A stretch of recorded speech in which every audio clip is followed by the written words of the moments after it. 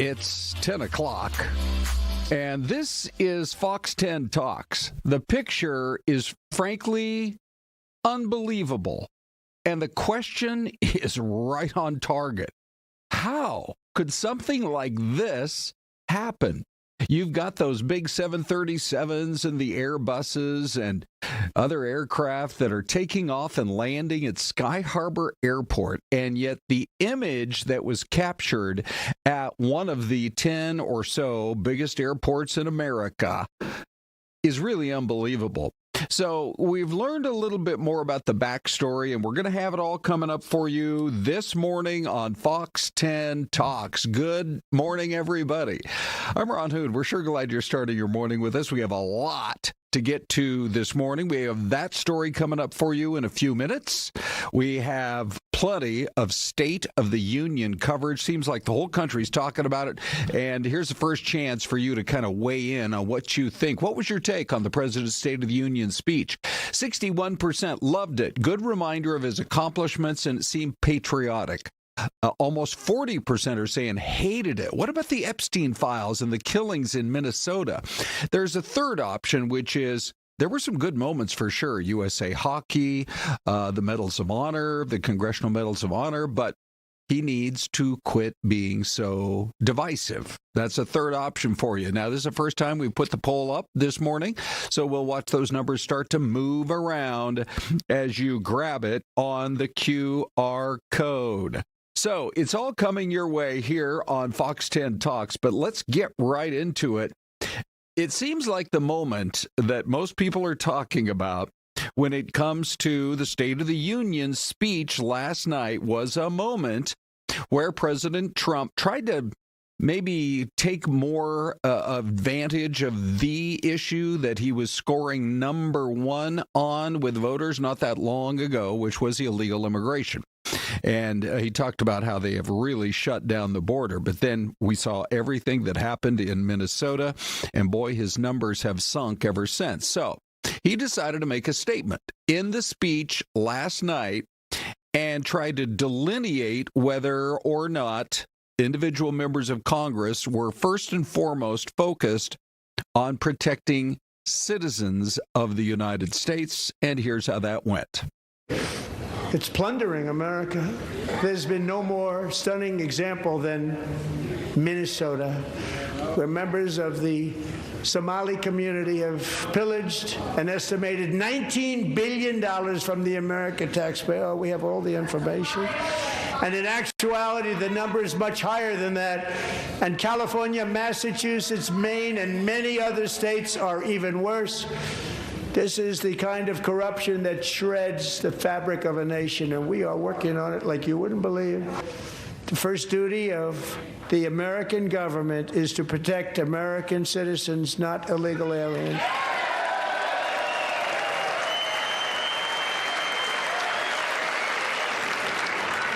Isn't that a shame? You should be ashamed of yourself not standing up. You should be ashamed of yourself. I am also asking you to end deadly sanctuary cities that protect the criminals and enact serious penalties for public officials who block the removal of criminal aliens. In many cases, drug lords, murderers all over our country, they're blocking the removal of these people out of our country, and you should be ashamed of yourself. Well, it definitely divided the room, that's for sure. And it was, at this point, it was already about 50 minutes in, and the president kept basically showing the crowd that was there and kind of referring to that side of the room, not able to stand up to that statement that he had made. And so you should be ashamed of yourself seems to be the number one headline coming out of the State of the Union address. You know, it was interesting. It almost, we had a political consultant, Stan Barnes, on the morning show, and I said it almost seemed like an alley brawl at times because you had these moments of Democrats shouting and Trump kind of responding and vice versa. And there was a lot of back and forth with that side of the room, especially, I think, when you had the moments in the evening when he was awarding medals of honor or recognizing a young girl who was transitioning to a boy, but she's not anymore, and kind of telling the stories of Americans. The Democrats didn't seem to respond, and then it kind of fueled the flames. And if there was, I like to watch these speeches to see if there are at least a few unifying moments. Yes. And if there was one, this was it. It was this. Our country is winning again. In fact, we're winning so much that we really don't know what to do about it. People are asking me, please, please, please, Mr. President, we're winning too much. We can't take it anymore. We're not used to winning in our country. Until you came along, we're just always losing, but now we're winning too much.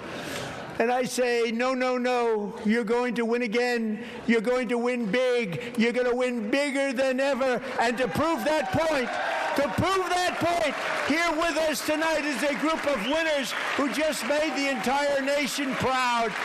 The men's gold medal Olympic hockey team. Come on in.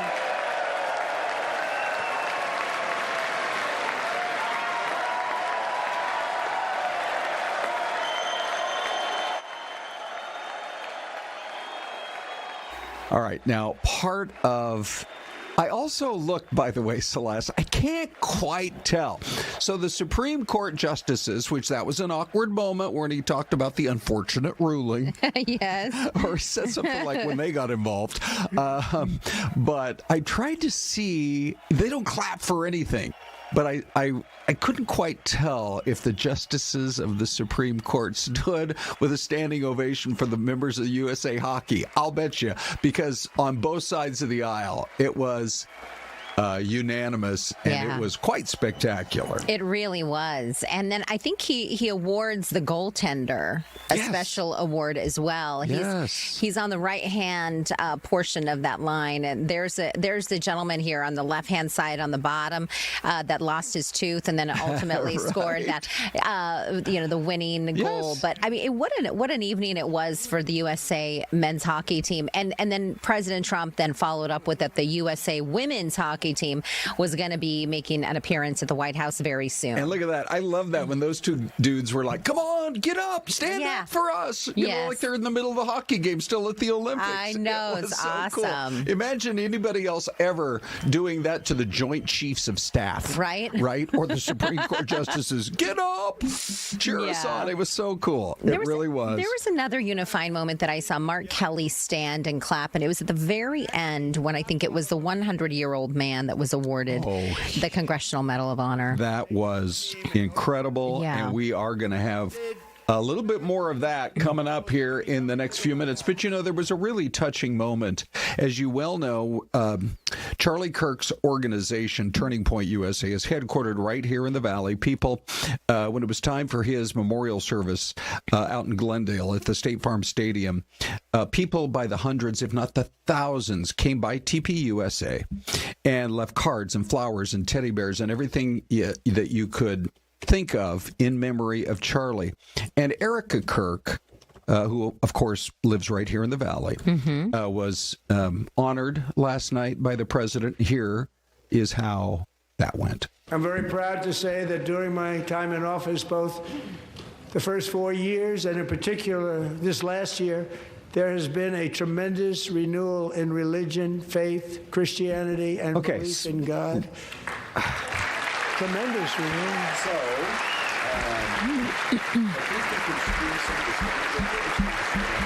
okay.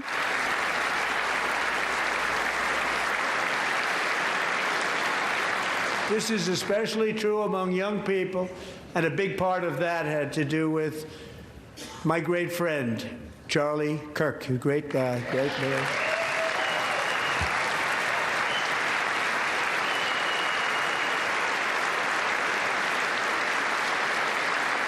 So last year, Charlie was violently murdered by an assassin and martyred, really martyred for his beliefs. His wonderful wife, Erica, is with us tonight. Erica, please stand.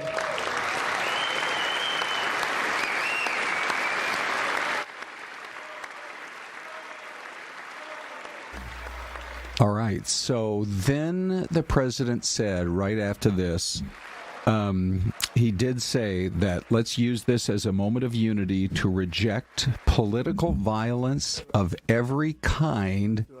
And that was one of the rare moments where every member of the chamber, Republicans, Democrats, members of Congress, senators. Oh, here it is. Let's just here it is right here.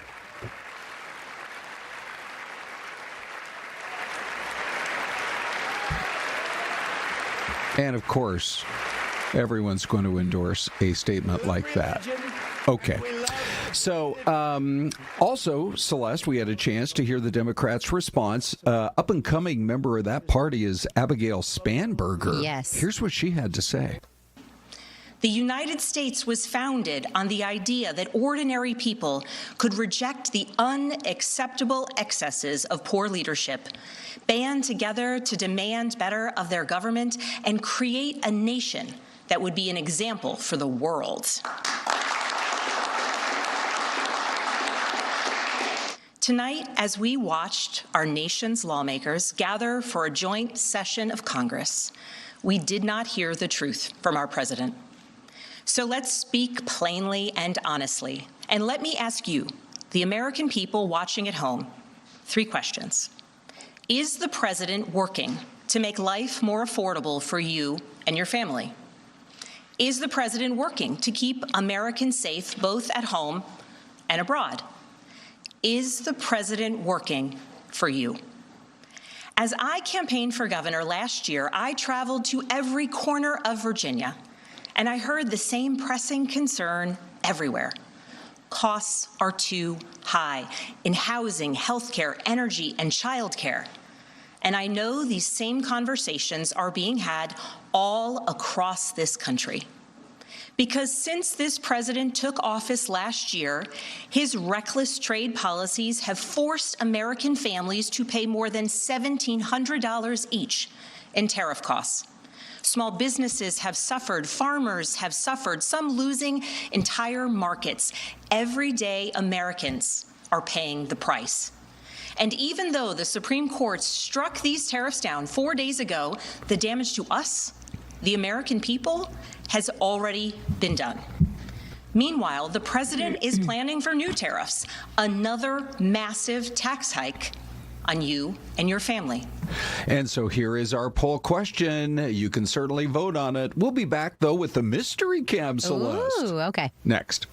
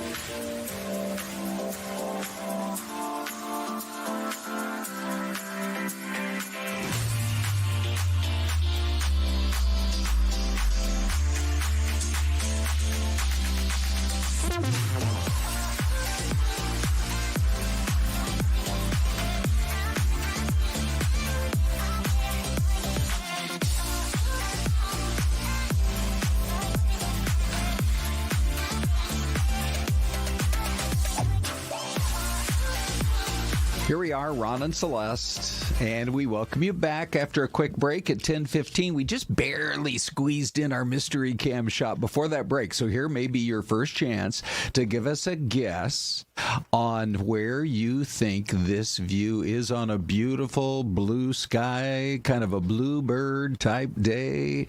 Where in the USA do you suppose you would find it? We have a couple of guesses in here. B. Miguel says Oklahoma. Darla Nicole, 93, says Virginia. Jennifer said that YouTube kicked her out, and it just kicked me out. So I had to log back in, to look it back up on YouTube, do a refresh. So we'll see what we can figure out. If you're having any issues, let us know in the chat. Paul Humphrey, 7917, says Texas. All right. And Indianapolis says Outlaw Dynamo. Okay. By the way, did I ever tell you about the time I went to Indianapolis and interviewed their mayor? Wow, no, Ron. He Do you was tell? Mr. Hudnut. Okay. Mr. William Hudnut. He has since passed away. This was, I bet you it was 30 years ago. Okay. And it was before we ever got a dome stadium built, and they had built one in Indy.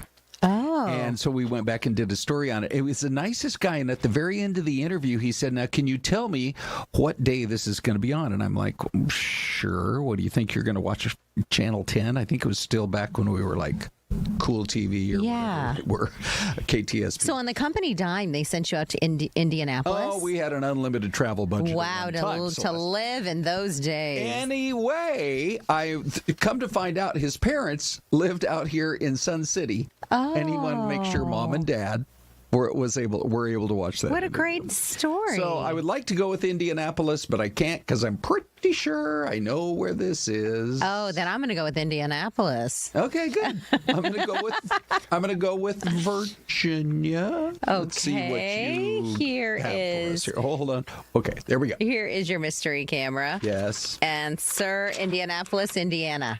Are you kidding? Yes. Really? Let me go back to that. So I have to say, nuts. it is one of the coolest airports. I just think it's super easy to use. We flew in there last May. Okay.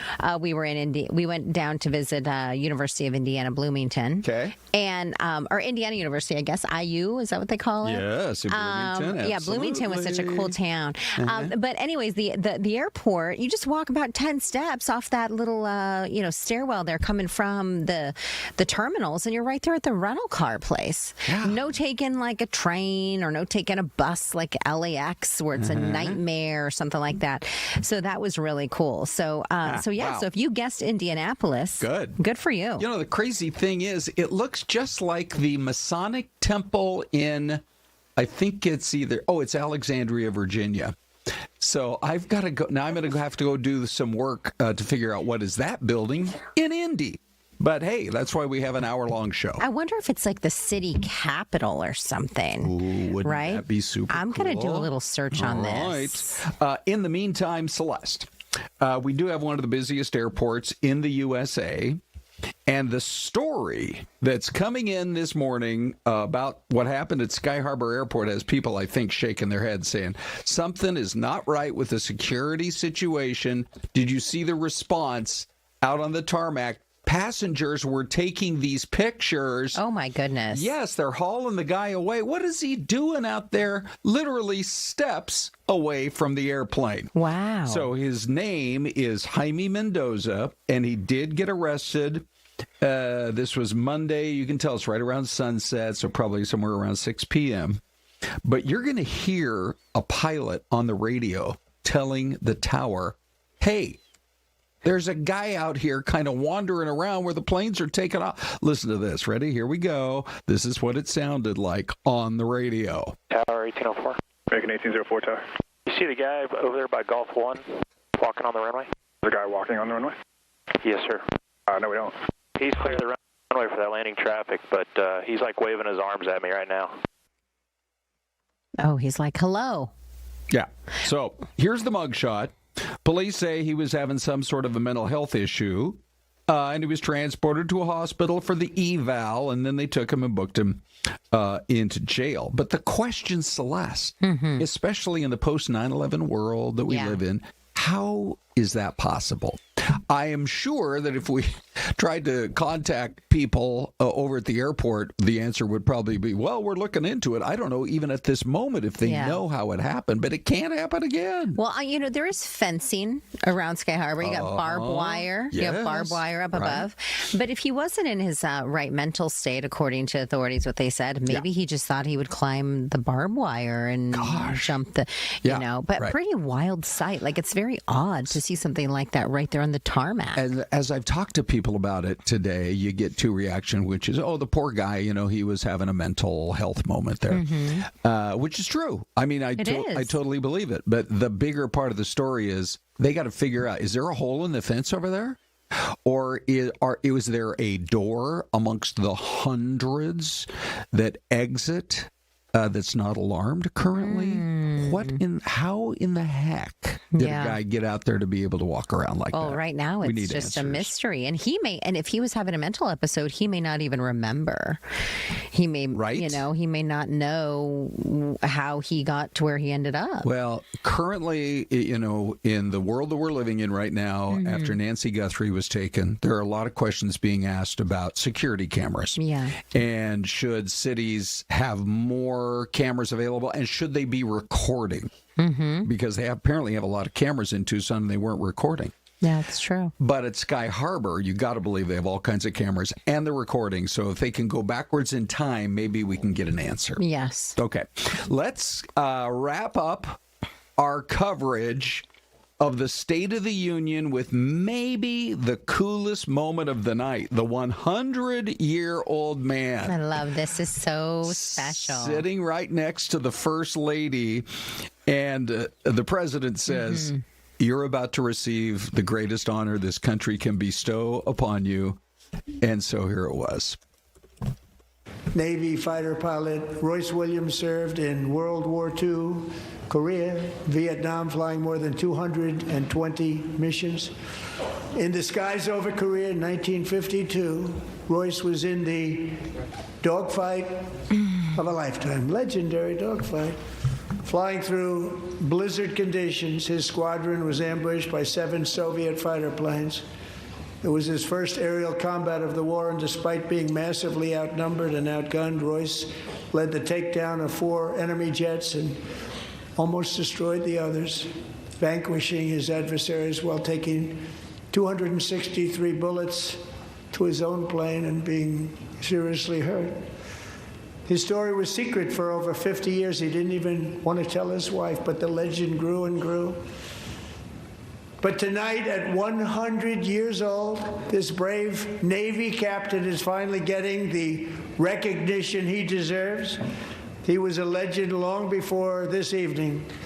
Royce, please stand up, and I will ask the First Lady of the United States to present Captain Royce Williams with his Congressional Medal of Honor.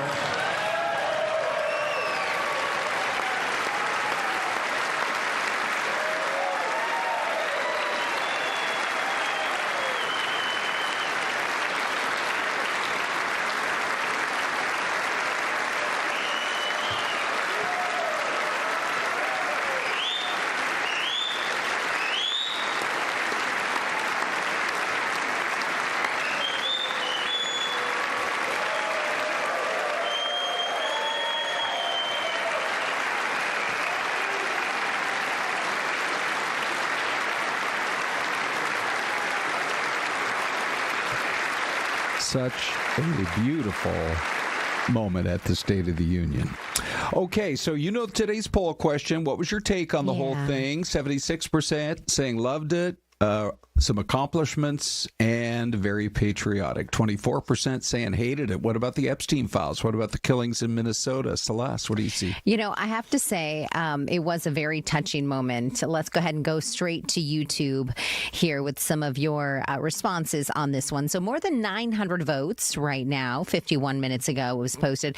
Loved it. It was 42% said that. Hated it. What about the Epstein files and the Minnesota killings? 53% voting leaning in that direction, and good parts, but he's too divisive, says 5%. And I think we want to go to some comments with Big D. Absolutely. Here he is. Hey, friend. Hey, guys. Yeah, lots of comments. Remember, you can always comment on fox10phoenix.com/poll, as well as on YouTube. Stephen Rappin says, didn't watch it. All Trump will do is lie. He lied about who pays the tariffs. Mary Burkett in Tonopah says, it was great, strong, and patriotic. He has done what he said what he would do in his campaign. Looking forward to seeing what is next. Mike in Tempe says, Trump was very funny on the winning part of his speech, and it was a fantastic part of his speech with the hockey team. And finally, Thomas Smested 9905 says, seemed to me like more one of his election rallies than a presidential State of the Union. Really interesting comments across both sides. Keep them coming, everybody. By the way, so our poll question yesterday was whether or not you would consider it disrespectful if your member of Congress or senator, et cetera, did not go to the speech. Mm-hmm. We're going to do a poll Q req in just a moment, but just to make sure we get every angle covered here, here's what Senator Ruben Gallego actually posted, Celeste, to explain his thinking. So they said, he said they want to call that the State of the Union. It is the state of denial because what's going to happen under that Capitol is a bunch of lies. I will say, as much as maybe some of the other more popular Democrats, maybe they disagreed with Trump on a lot of different issues. They still showed up. And it was interesting because who gave him maybe the quickest standing ovation at this one moment was Elizabeth Warren when he called on the Congress to finally pass legislation that would prohibit any kind of insider knowledge on the part of members of Congress to their stocks. Yes. And she's been championing that for a very long time. Yeah, she really has. Okay, so let's do that poll Q req now. I'm going to pull up some of what we saw when it has to do with the poll Q req. And here's how it came out yesterday. Thousands and thousands and thousands of votes, Celeste. Almost 10,000. And so 57% in YouTube said, yep, whether you like them or not, as part of your job, show up. Yep. 38%, no, good for them. It's just nothing but a long campaign speech. 5% saying it's not disrespectful, but they should attend.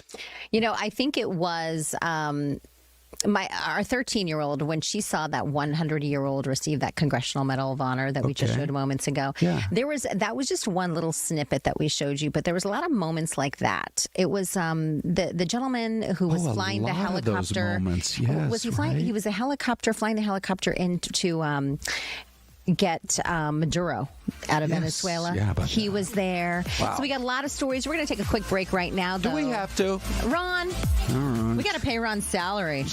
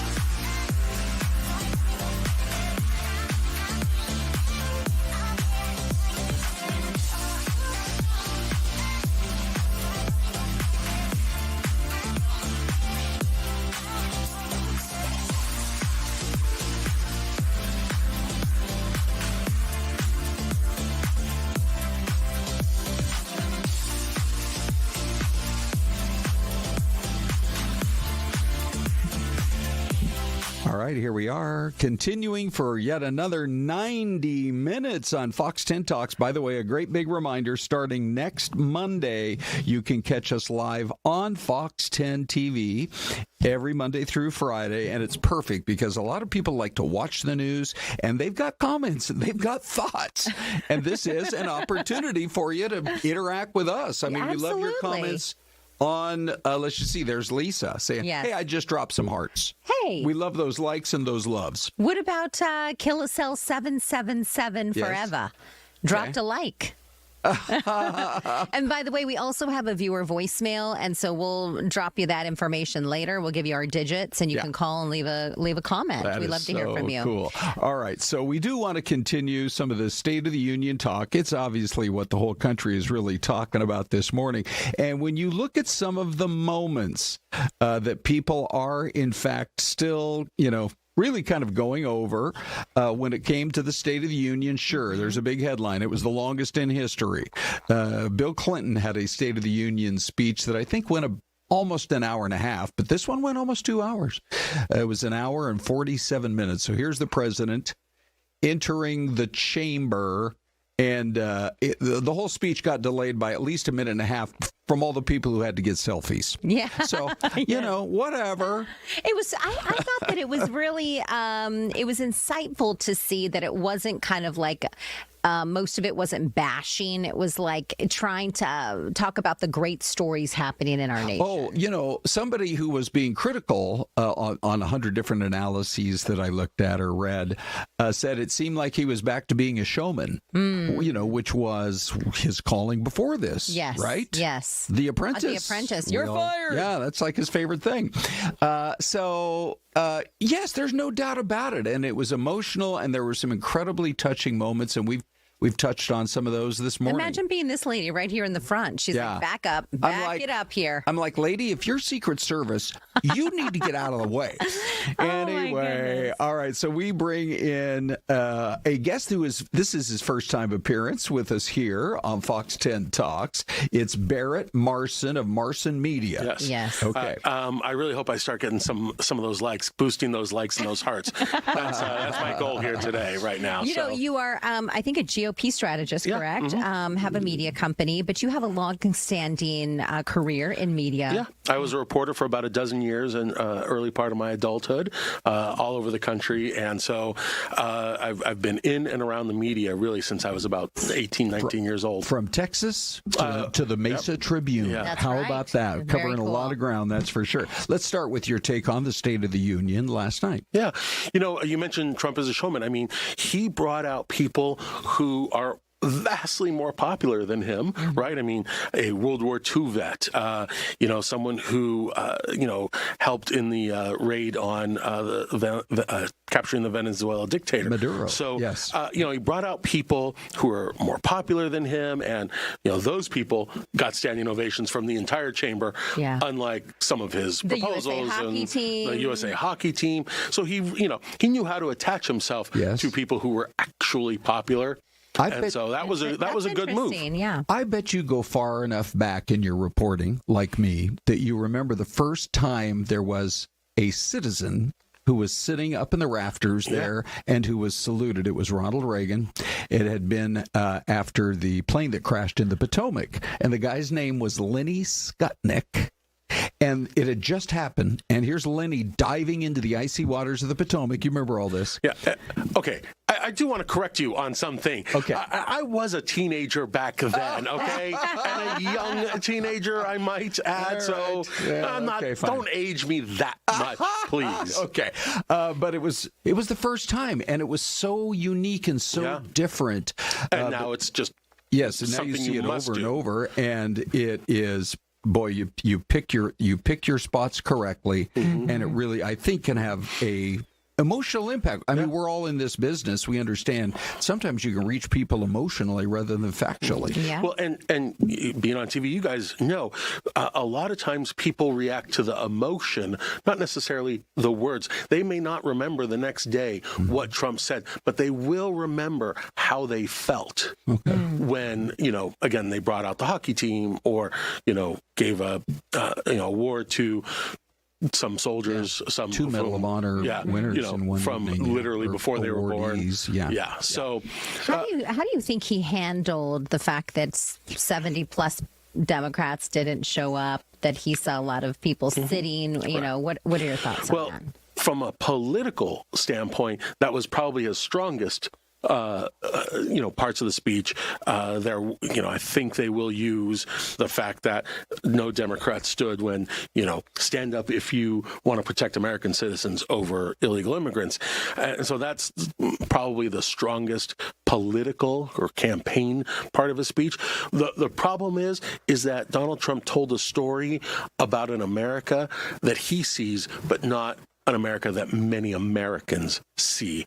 And, Donald Trump can never acknowledge that things aren't working under his America.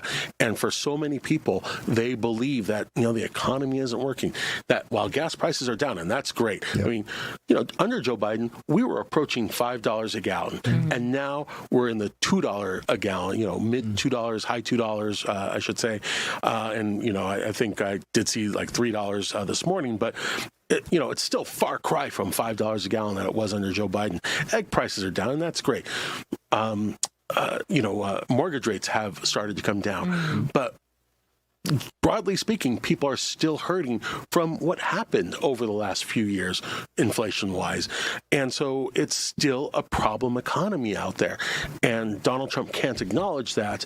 And if you can't acknowledge something, then you can't deal with it. Okay. Well, one of the main reasons we wanted to have you on, just the timing was perfect to get your take on the State of the Union, was to analyze a little bit more for us about the governor's race. And boy, talk about a political bombshell. When Karen Taylor Robson just a few weeks ago dropped out of the race, it really did seem to shake it up on the Republican side. And yet she had the co-endorsement of President Trump along with Andy Biggs. What was your take on what was, I know you don't have like insider knowledge here, but why drop out when you have, she's a billionaire or a multimillionaire anyway. You have almost unlimited funds and a chance to go head to head with the other Republicans in the race. Yeah. Well, she is married to a billionaire, and but the unfortunate part is her husband just isn't doing very well, and I think that contributed to her getting out of the race. And I was sad for that because I do think she was the best candidate both in a primary and a general election. And I think she would have been governor come the November election. She would have won that election. So I was sad to see her drop out for sure. And now, yes, Congressman David Schweikert is in the race, but I don't believe that he really has that good of an opportunity to outtake or to best Andy Biggs here. I think Andy Biggs will win the primary and will be the GOP nominee. But he has shown that he can win in a tight district. Sure. Don't you do want somebody who can appeal to both sides? Absolutely. Andy Biggs certainly cannot appeal to Democrats, and in fact, he can't appeal to even moderate Republicans. But and the right-leaning independents, those are the people who will decide this race. So he cannot appeal to those people. And Schweikert just doesn't have enough of a base of support throughout the broader GOP. Sure, he has won in certainly a competitive district in the North Phoenix area, Scottsdale, Paradise Valley, but that will not translate down in Cochise County, up in Mojave County, out in Yuma. That just will not translate. You mentioned right-leaning independents. There is an independent running, Hugh Lytle. What are your thoughts on that? Frankly, he could be the spoiler for Katie Hobbs. I believe that if he continues under the independent party slogan there, that he will potentially draw enough. He won't win, let's be clear, but he will potentially draw enough right-leaning independents, soft Republicans, moderate Republicans, that may allow Andy Biggs to best Katie Hobbs. You know, we've had Katie Hobbs here in studio, and it was refreshing, I guess, for us to have her in, because if you remember when she was running for governor, there were no debates. Right, correct. And I think that was the big thing. People were like, oh, we want to hear from the woman who wants to be the governor of Arizona, and that did not happen. And so she's been a little bit more forthcoming these days as of late. Now she's running for re-election, a little bit more maybe comfortable in her role, so to say. What are your thoughts kind of looking ahead, how she faces off against some of these big-name Republicans? Well, I would put it only at about 20 or 30% whether there will be a debate this year. Interesting. I don't believe she'll want to debate Andy Biggs, and she will use the same excuse that he's an election denier and those types of things, which I think is sad for voters. But, you know, look, Katie Hobbs' second language is English. She doesn't do that well in front of a microphone, in front of people. She's gotten better, I will say, over the last couple of years, but better from the ground floor is not good. And so I don't believe she'll do a debate. If she did, she would get probably hammered by Andy Biggs, who is a pretty good debater and has been in the political world for a long time, has been Senate president, obviously a congressman now. He believes he's the smartest man in any room that he's in, but he does know how to debate, and Katie Hobbs does not. Well, we have 1 minute left. I'm reading between the lines here. If you think that a Hugh Lytle, for example, could swing the election, to me it sounds like you're saying it's still going to be a very close election. I believe it will be a very close election. Remember, Katie Hobbs has won 2 statewide elections by a combined total of about 29,000 votes. 2 statewide elections. She only beat Carrie Lake, who was a horrendous candidate, by 17,000 votes.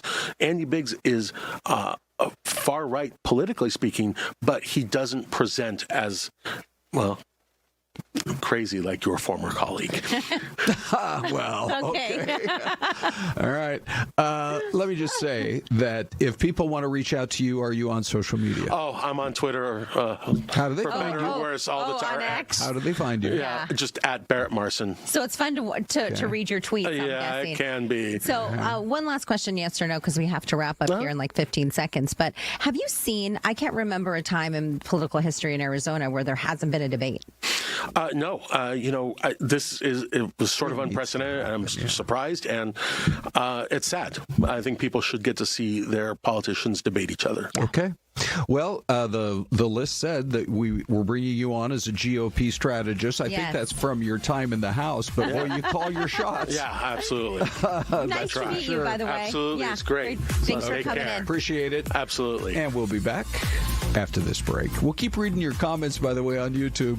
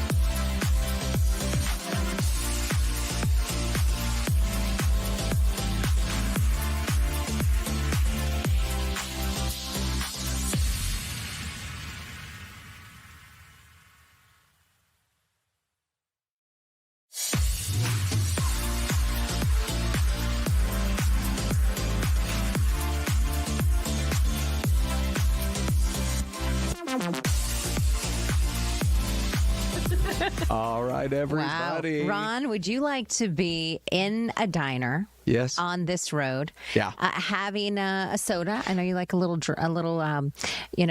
libation. Celeste. Non-alcoholic. I actually sometimes when I'm just home and I hop onto YouTube, which we have all these people watching us around the world on YouTube. Yes. I go to do they call them ASMRs? Oh, yeah. The videos where you're sitting in a little cafe in that little town and it's snowing and your particular coffee shop has a fireplace and a cat warming by the fire. Actually, the ASMR that I like is like the girl that eats Wingstop chicken tenders all day long. I'm like, oh my gosh, that looks incredible. And she dips it in ranch. Oh my gosh. All right. Well, we're efforting. Justin knows what I'm talking about. Justin Lum's here in the studio to join.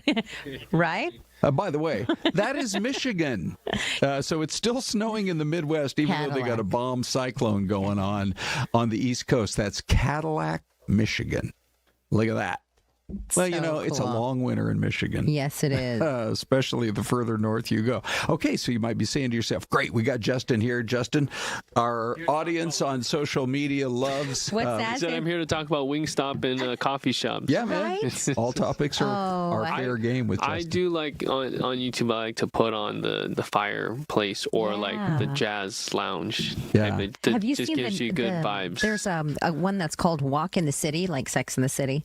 Walk in the City, and it is New York any time of day. Yeah. So like raining in New York. Or like from the POV snowing of like a loft or, penthouse in New York City. And it's, very, very beautiful vibes. I've got one I can recommend, which is called Watched Walker. And the guy gets out like 3 or 4 times a week and walks around London. Wow. Whether it's a little dusting of snow, whether it's a rainstorm, whether it's a bright blue sky day. It's really fascinating because that city you can walk around for Watched Walker. Give that one a try. This is London 2025. There you Watched go. Walker. By the way, Kill a Cell has the best comment of the day. Celeste, we need to start registering #1 comments of the day. What is Kill a Cell saying? Ron, you the man. Thank you, Kill a Cell. Don't forget. What's this from Jared? Domino's, any 7 toppings, 6 for the pan pizza until April 6th, because Ron loves a deal. Yeah. And I happen to love Domino's. Let me tell you, and I know you guys don't know this about me, but I'm a little bit tight with $1. No. But it's worth the $2 extra if you ever go to Domino's to get the pan pizza. I love the pan. Than the regular. Yeah. That's it. And we like pineapple on pizza, Ron and I. What about you, Justin? I'll do pineapple. Pineapple on pizza. I know some people. What is with the pineapple snobs out why there? are people such haters? Hold on, Dave. What are you laughing about? What? I agree. I like pineapple on pizza, and I think it's something that people get overreactive about not having it. Okay, right. Yeah, and that's like the mustard on hot dog crowd, or the ketchup on hot dog crowd, too. Like, we welcome everyone. Yeah, we do. Jeez Louise. Bri, what are you? Are you okay with Hawaiian pizza? I'm looking over at the man who will never be seen on the... It's one of your... I love a Hawaiian.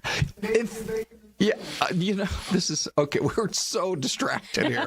Give me 10 more seconds. But you see, you're seeing the lighter side of Justin Lum, Ron. Right? Sure. Because he's a big-time investigative journalist. I know. He's got a number of Emmys under his belt. I know all that, but Justin, he is a real person, Ron. Possibly, you could investigate why there aren't enough pizza pineapple slices on the Hawaiian. I actually go to the grocery store.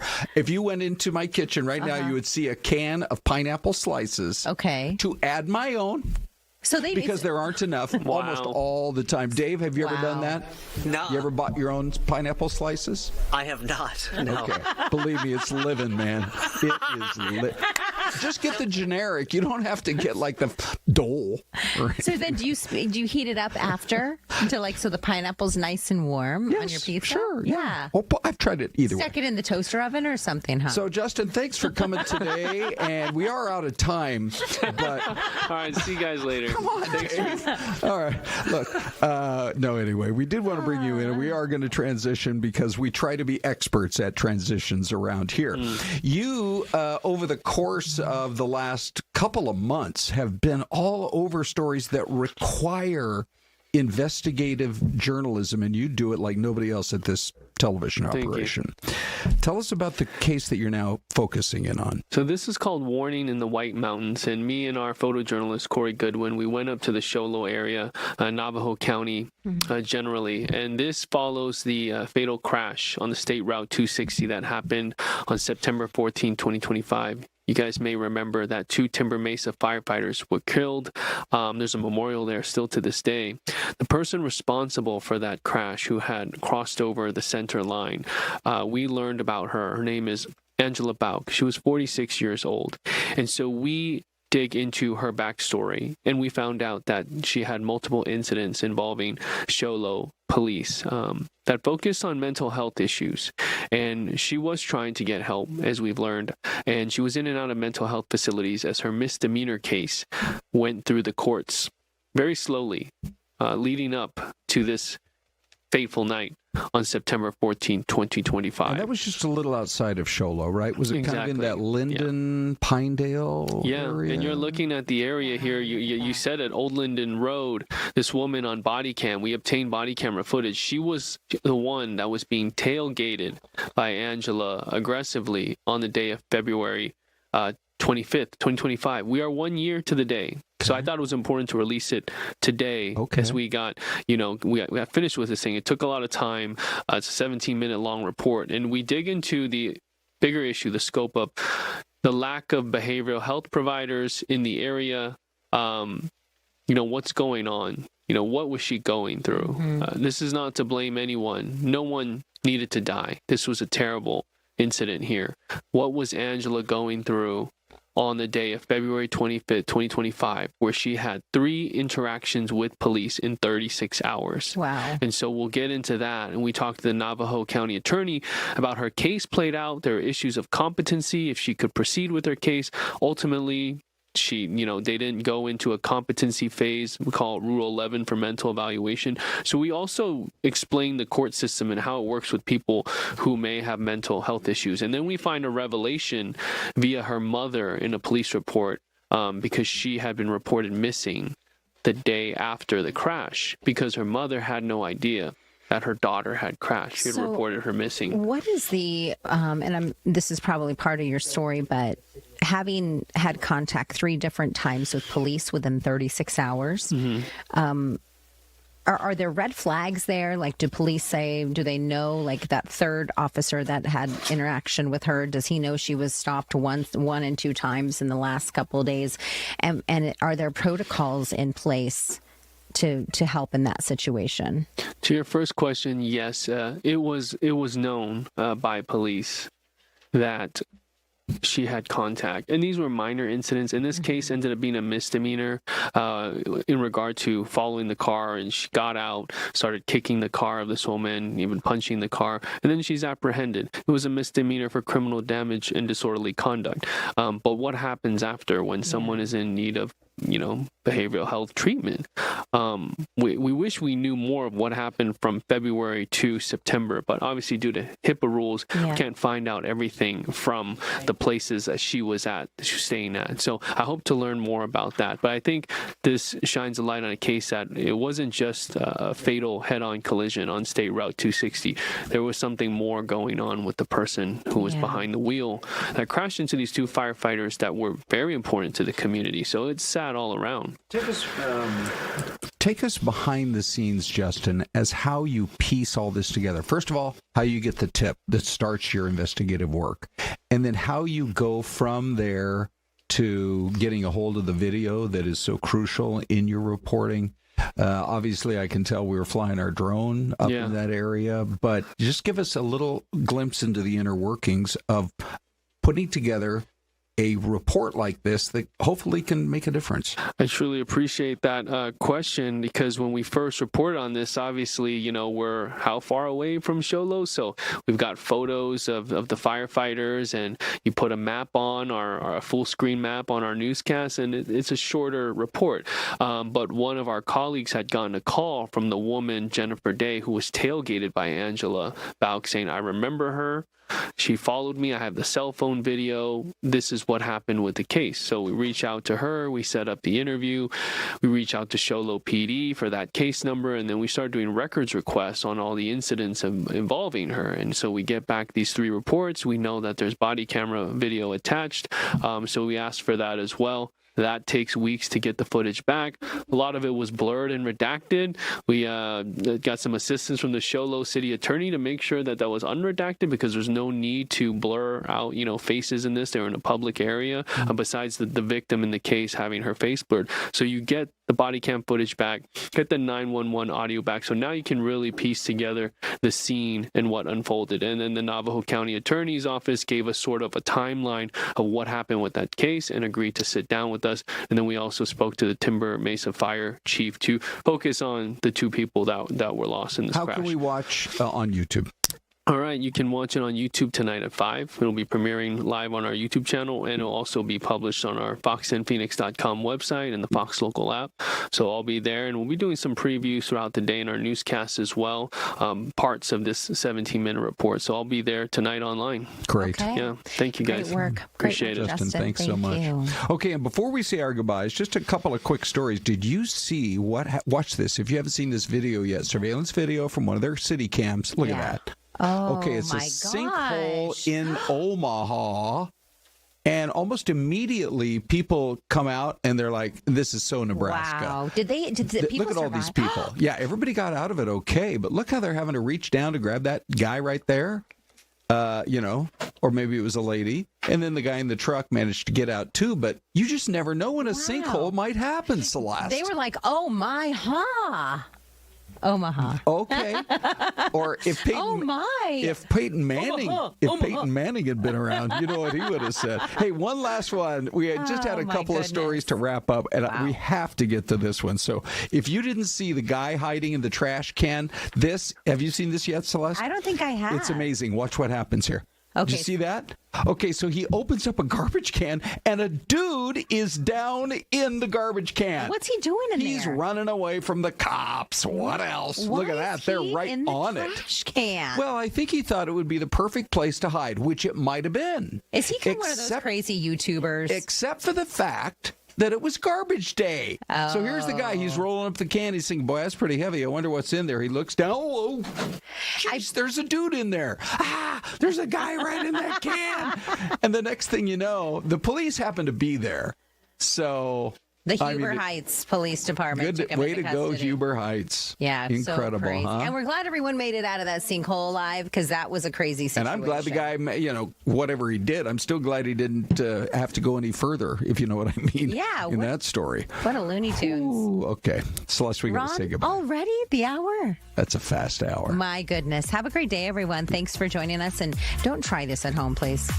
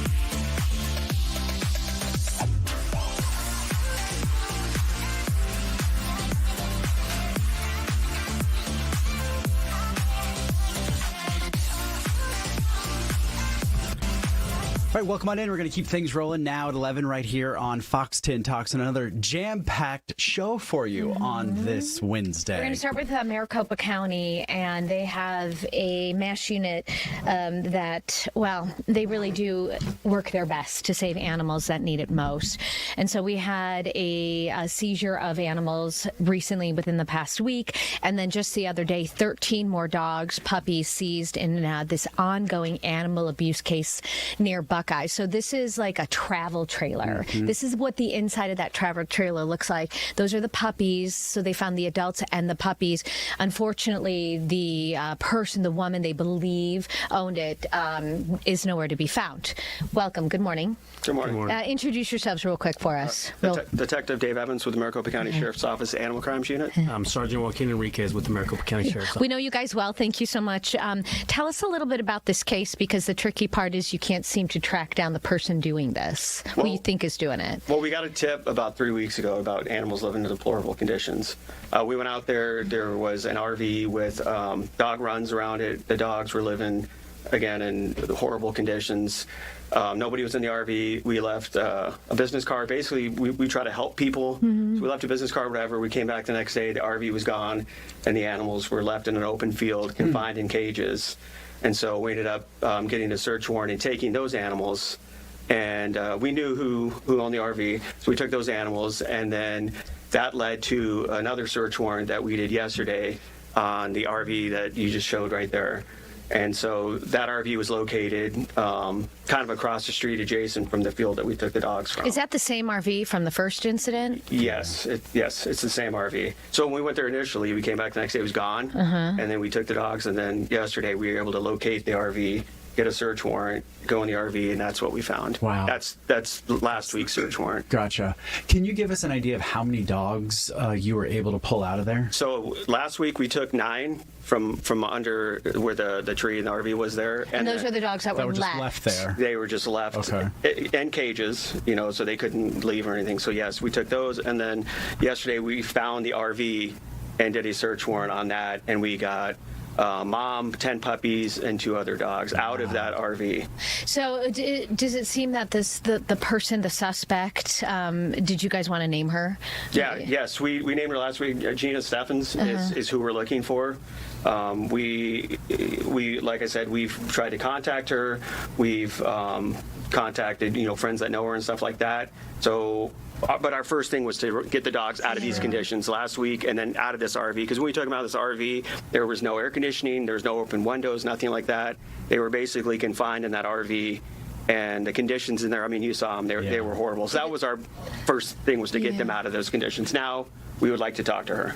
I was going to ask you this because, I mean, we hear these stories all the time, and thankfully it was a neighbor that kind of reported this happening, but sometimes people don't like to get involved in other people's businesses. But in this case, you guys saved, how many dogs here? Over 20 dogs in this particular situation. What can you basically say to the public if they're maybe a little, I guess, hesitant about quote-unquote narking on their neighbor? Reporting it. No, I definitely understand, but it's exactly these type of cases is why Sheriff Jerry Sheridan made additions to the Animal Crimes Unit. He brought it back. He said that while he was running, and that's what he's doing right now. And honestly, what happens is this doesn't just start with us. It's a community partnership. If you see something, you have to call it in. Patrol will go out and check it out, and that's how it starts. These tips that we get are so valuable, because if you don't call it in, we'll never know. Law enforcement will never. That's exactly how this case came about, and we need to know. We need that partnership with the community to tell us what's going on out there, especially in the rural areas. That's where this happens. Let's talk a little bit about what you can tell us about laws. So we know we had Jerry's Law, which went into effect last year, and that stemmed from the April McLaughlin case in the Chandler area, where she had all those dogs that she was hoarding. So Jerry's Law makes it a little, I guess, easier for you guys to respond, people to report, in the sense where it defines what adequate food, water, and shelter is. But what are the laws? If I call and say, hey, my neighbor, I can hear these dogs, I can smell it, I can see it, what by law can you do? Well, we have a tip line that you can call, and like you were saying, and some people don't want to be named, you can call our tip line, 876-TIPS, and you can call and you can remain anonymous. You can leave an address, whatever, but you don't have to put your name on it, and that will at least, get us started to where we can start an investigation into it. so you can remain anonymous. When it comes to Jerry's laws, it actually kind of defines shelter and stuff. And so obviously when you see in this, dogs have to be housed and adequate shelter, which is not their own feces, not in the urine and stuff like that. So that helps us when we go out and investigate these. But like Sergeant Enriquez was saying, like, we count on the public. We can't be everywhere. And so, again, call the tip line. If you hear something, call. And every tip that gets called in, we investigate every tip. That's right. So at what point can you guys go in and seize and take the animals? And, I mean, because getting a search warrant, getting any type of warrant to go in takes time. Yes. In Arizona, animals are considered property. So for us to go seize animals, we have to obtain a search warrant, which means we have to get probable cause and stuff like that. And some people get like, well, what took so long? Well, we have to investigate it. We have to write a warrant and get probable cause. And so the elements of a crime and investigations like this or any other investigation are the same. You have to follow the same steps. You have to get probable cause, search warrants, go in homes, especially when you're removing property from someone's home. And a pet is considered property. That's correct. Yes. Dave, just in my ear, said that we have the mugshot of that woman, so I want to put that up for, this is who you guys are looking for currently. Gina Steffens, yes. What do we know about her? She owns the RV. She owned the animals out there. And all the information we've got from the public has said that those are her animals. We've been on her Facebook, and we've seen the animals on her Facebook and stuff. And again, we need to talk to her. Do we know if she has any prior convictions, charges of animal abuse, or anything that would concern you guys as to what could potentially be going on? Or does she just think these are her pets and does not know to care for them better? She is familiar with law enforcement. She has no prior animal crimes, but she has other prior arrests. And like I said, when we went out there the first time, we went out there to maybe help her. And then, when we left our business card, we came back, and then she abandoned them. Then we have to do what we have to do. But again, we would like to talk to her and, sit down and discuss. Do you think that second time that you guys went in and seized the puppies, my goodness, they're just a couple weeks old, if that, when you went in, do you think that she knew you were coming and made a run for it, or did she just happen to not be there? Hard to say. From the community out there, it's kind of rural community, so everybody knows each other.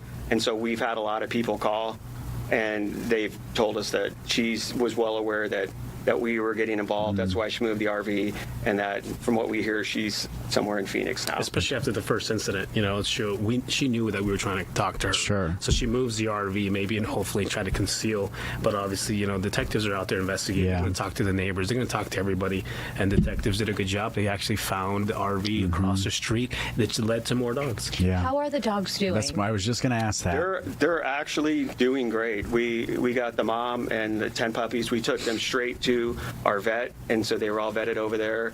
The dogs are now in our MASH unit, and they're all pretty much getting bottle fed now 24/7. It's kind of like a spa treatment. They're all over there now. It breaks my heart, but I've been up there in that MASH unit, and you guys do take phenomenal care. And then they almost always get adopted out. Yes, and people that are looking for dogs, please come see us. We have, these dogs will be available down the road. We also have over 100 dogs down there that we would like to get adopted out. There's not an adoption fee. You can just leave a donation, and when you take the dog, it's vetted, so it comes with shots, vet records, and all that stuff. And you can see it on our MCSO MASH page, available dogs. Put that mugshot up one more time. Yep. What would the potential charges for this woman be with what you have discovered and the animals you've seized? Each dog that is living those conditions is a charge. It's a misdemeanor charge, so we're well over 20 plus misdemeanor charges on the conditions that they were left in. And then now that we have them getting vetted, we'll have to wait for the vet records to come back, and then we may charge medical. Once the blood comes back and all that comes back on the dog. But we're well over 20 misdemeanor charges on. We also talk about how the weather's changing and it's getting hot. Yeah. This would have been a tragic case, I can tell you right now, had it been any hotter than it is. And we don't have the community's partnership to call us in so we can start investigating. That's what's key here. Now with social media, this day and age, we have a Facebook page, we have a Twitter accounts, we have X. They can even send us a message. That will start the ball going into an investigation, but we have to know. Yeah. How many of these calls are you getting now with animal cruelty or since neglect? Sheriff Sheridan, he ran on it, he brought the unit back. It seems like since he's been back, we're doing 2 a month, three a month, something. I mean, we're not short on, It's sad, but we're not. Yeah, but we're doing these. You're doing what you can. Yeah. The sheriff's added additional personnel too, because it's such it seems like as soon as he added the personnel, we just started getting more and more calls, and then it happens out there. The county's so big, 9,400 square miles. We brought back people out of retirement that were in animal crimes to come back. Wow. Yes. And again, the sheriff makes this a priority. He gives us the tools that we need, and he's basically turned us loose to go do our job. It seems like these types of cases, I mean, they really pull at people's heartstrings. I think a lot of people are dog lovers. So when you see this and the conditions that they were living in, it really does kind of break your heart. It does. And like Dave said, it's just a high priority for the sheriff himself. He's a pet lover, a pet owner, and he understands the community. And honestly, don't we all? Yeah. We all have pets, and that's why we have the MASH unit. Just this last week, we were able to adopt 7 dogs at MASH, and that's what we want to do. We want to bring them in. We want to give them to a good home, and that's what's important. And you won't find a more loving animal than one that's been neglected, because all they want is a couch, someone to pay attention to them, and that's it. I mean, I have 2 myself. From the MASH unit? Yes. Oh, you do? Yes. Oh. And again, they are the most. Again, they've been neglected, so. A couch, food, and just somebody to hang out with. They become your best friend, right? Yes. Ty, not from the MASH unit, but Ty adopted 2 dogs, and man, you could see how they've grown and changed and how much they're loved. Yes, for sure. Well, thank you both for what you do. We appreciate it, and we'll have to bring you on a happier occasion. Yeah. Do you guys have any good news you can share? I'm going to go cuddle some puppies in the MASH unit. You also need volunteers, because those dogs need walked and they need a little bit of extra attention. If you go to our MASH page, a lot of people ask how, when cases like this come, how they can donate. If you go to the MASH page on Facebook, there's actually a link or tree link. I'm not a cyber guy, but we aren't either. There's a link you can click on, and it shows what they need, like dog food, puppy pads and stuff like that. Great. So if they want to go on there, they can directly do that, and it goes right to the MASH unit. Okay. We'll put that link on our website as well. One more time. Here she is. Then go ahead and tell us who you're looking for. Yeah, Gina Steffens. If anybody has any information, 876-TIPS. They can call. They can remain anonymous. Whatever information they have, please call and let us know. Okay, so we had mom dog and how many puppies? 10 puppies. 10 puppies seized yesterday from this woman's travel trailer. All right, we're going to take a quick break. Much more Fox 10 Talks at 11 in 2 minutes from now.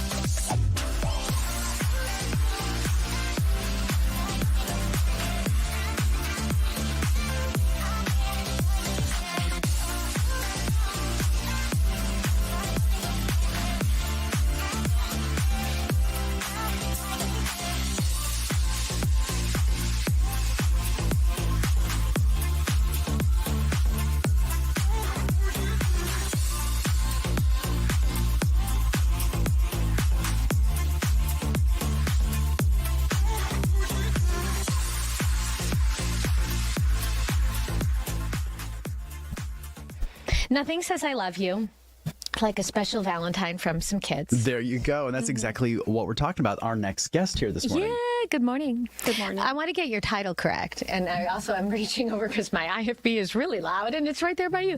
Good morning. Good morning. Marisol? Yes, officer from Chandler PD. Yes. We reached out because we saw this fantastic video you guys posted on Valentine's Day. Tell us about it. I didn't have a lot to do with it. Our Ryan posted it, but we got some Valentines from Hamilton High School, from high school students. So he had some officers read some of those. I've read a couple. I haven't read all of them. And how did you feel? Because you're an officer, so a lot of it is directed towards the officers, what they do, the work they put in.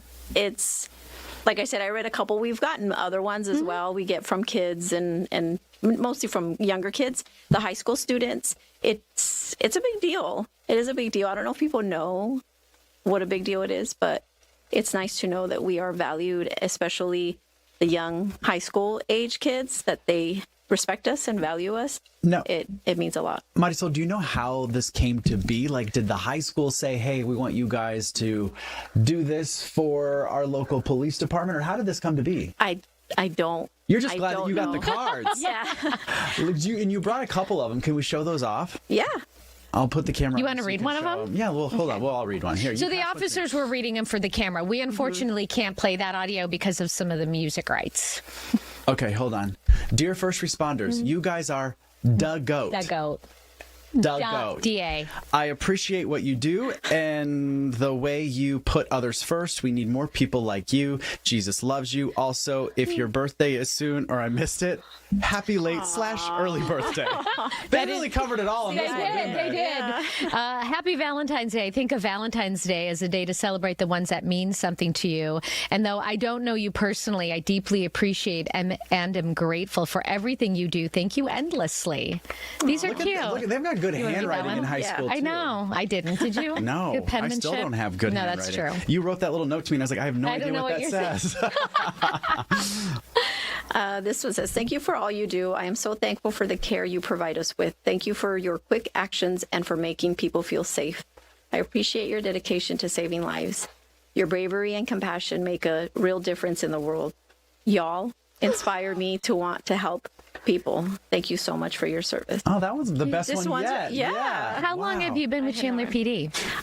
Just over 10 years. Okay. So you've been out there. You've patrolled. You've answered those tough calls. You've knocked on the doors. When you're reading that letter, what's in your heart? It's honestly, it's emotional. Like I said, I think I read a couple as we were driving here. This was not one of them. It's emotional because we do respond to those horrible calls, and so the fact that they know, that they care how we feel and what an impact it makes on us. I did SRO for a little bit, and I remember one of the students was so concerned and said, how do you take care of yourself with all the things that you do? And so it means a lot. Because sometimes it can be a thankless job being a police officer out there on the streets. I think people kind of, take for granted the amount of horrific scenes you have to go to, the scary situations you have to be a part of. Putting your life on the line for all of us. Yeah, I don't think people know. Most people don't know what we actually do. And yes, it is a thankless job. Most people don't want to thank us after they've had an interaction with us. Especially with those speeding tickets, Marisol. Correct. No, the cell phone tickets. The cell phone tickets. Oh, you give those. I'm going to tell you what, every time I see someone on their cell phone while they're driving, I think, this is a law, people. This is a law. Put the phone down. No, people don't know. They're not paying attention. I think that they just don't think they're going to get caught for it. Or we're just addicted to our phones. We can't put it down for 2 seconds. Yeah. They won't even be on their phone. They're just holding it. Oh.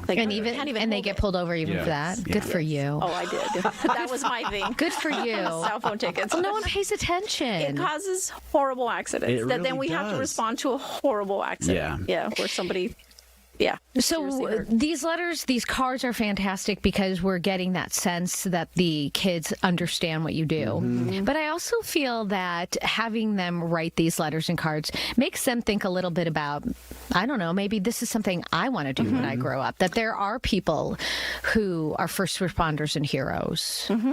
and that we are people. Yeah. You know, they can reach out to us. They can say thank you. It does. It when anyone is thankful, it's great. But especially the younger generation, that's awesome. That must have been a fun surprise. If folks want to send you mail, or card, nice card, a nice gift card, certificates, Starbucks gift cards. Are you allowed to accept those? Well, I mean, if they show up. Yeah, I think if they show up, they're not. But no, we're not supposed to. Don't take them away from the officers if they get Starbucks cards. Okay, one more.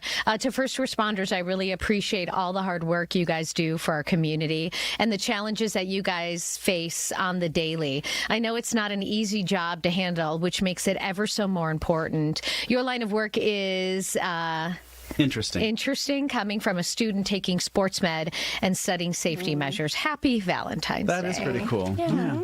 That's very nice. I love that. Yes. Thanks for coming in to share. Yeah, Marisol, it was nice to meet you. Thank you for having me. Thanks for coming nice in. To meet you. You'll see more of Marisol on the cameras because you now are the new public information officer. Yes, I am. So your job is to deal with us, which is probably a much harder job. We'd probably rather pull people over and give them tickets. Yeah. It's not nice too late. It's not. No, I'm just kidding. Thank you so much.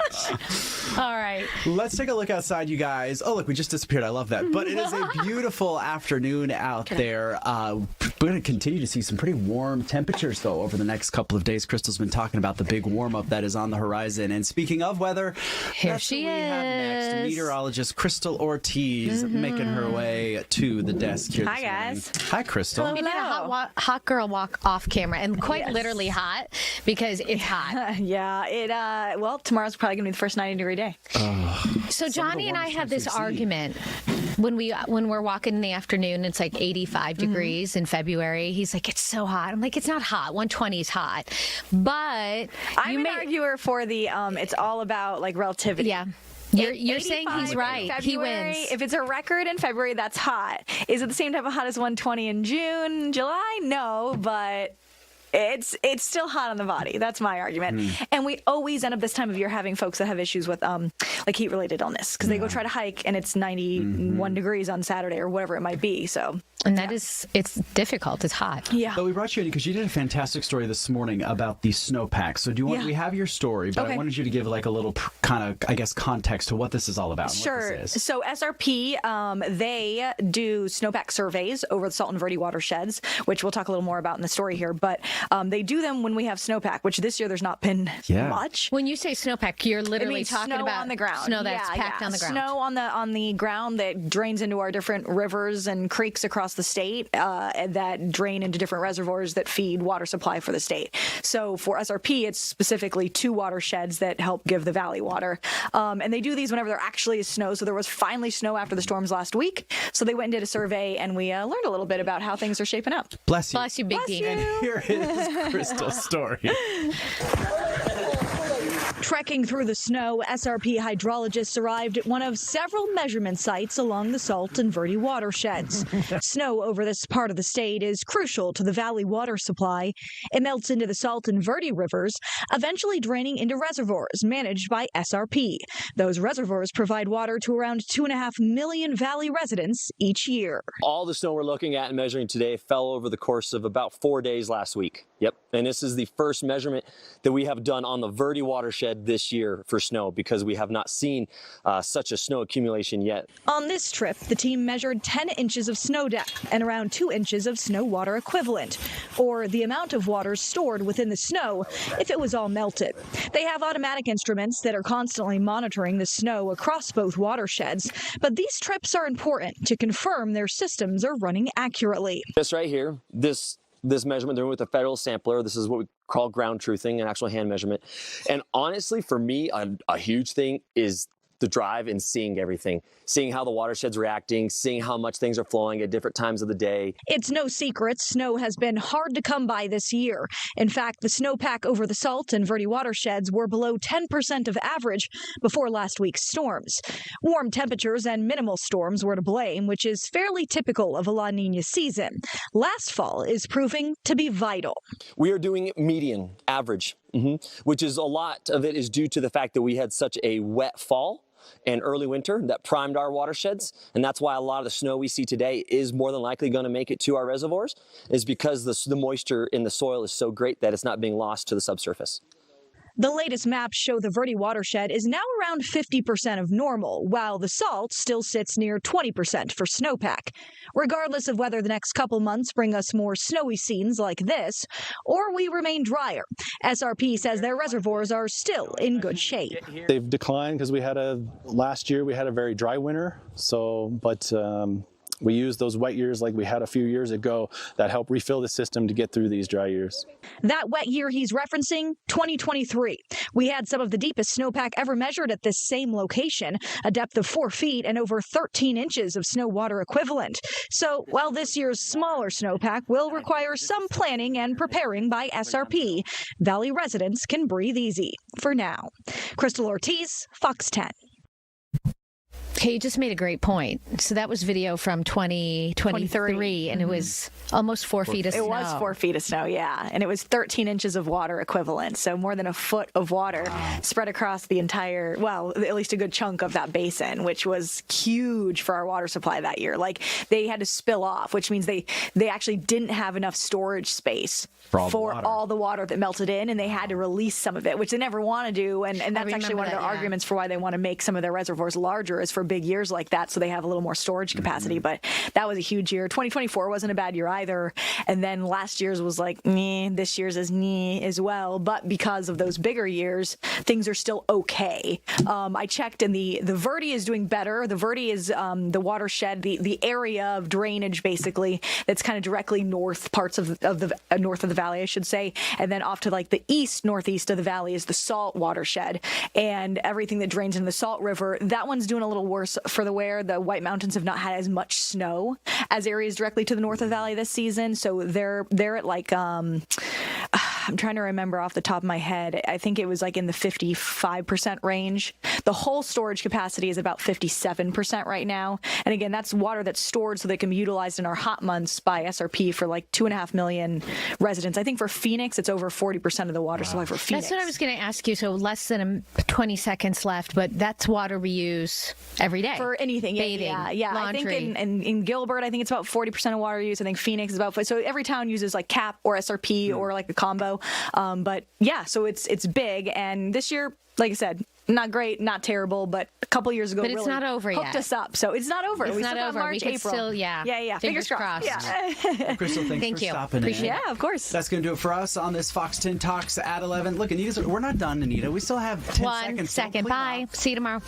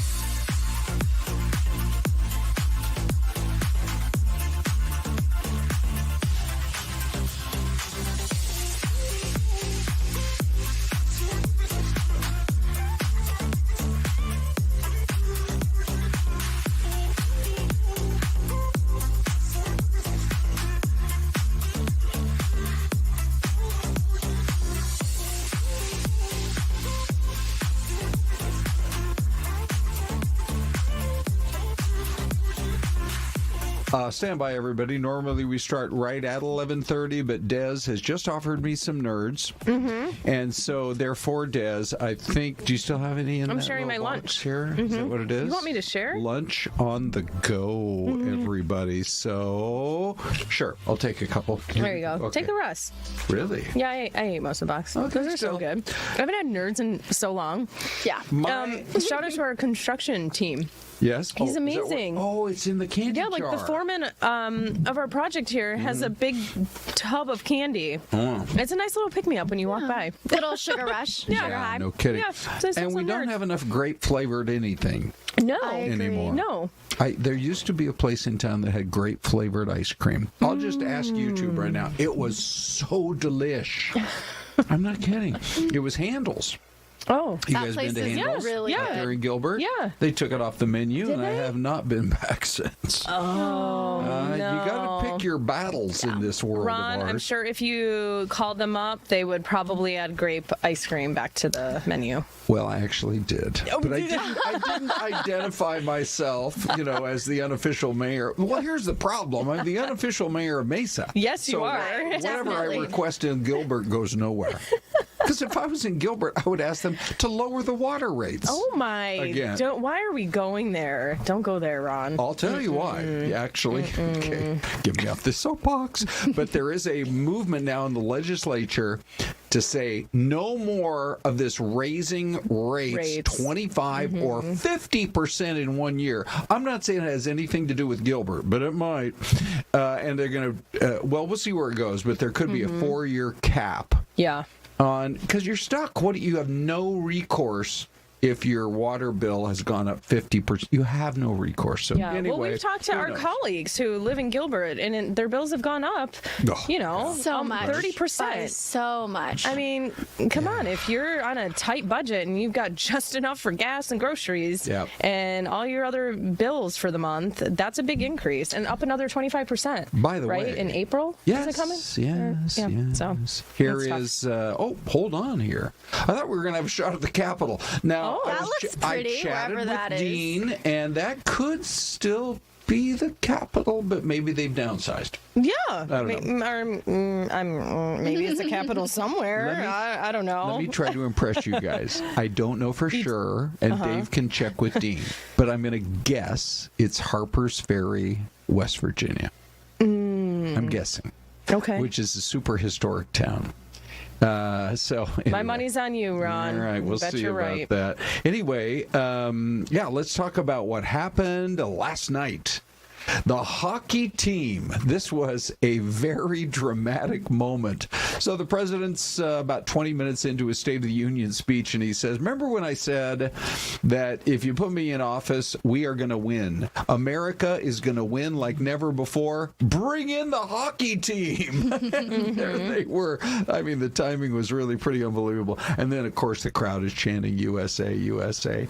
It's one of the most talked about minutes or moments, I guess you could say, in the State of the Union last night. But Des, as you know, Bella is she is able to cover so much ground. It's amazing. Thank you. We can bring her in and talk about really fun topics. Yeah. But this morning when she came in, I said, let's put you to work on the State of the Union because it is the big talker of the day. Well, that's what all good journalists do, right? We can pivot. So that's what she's covering for us today. I'm glad you showed the hockey scene because I was here last night watching the whole State of the Union. I did a split shift yesterday, and that moment when the USA hockey team came out, it was one of the most cheered for moments the entire State of the Union.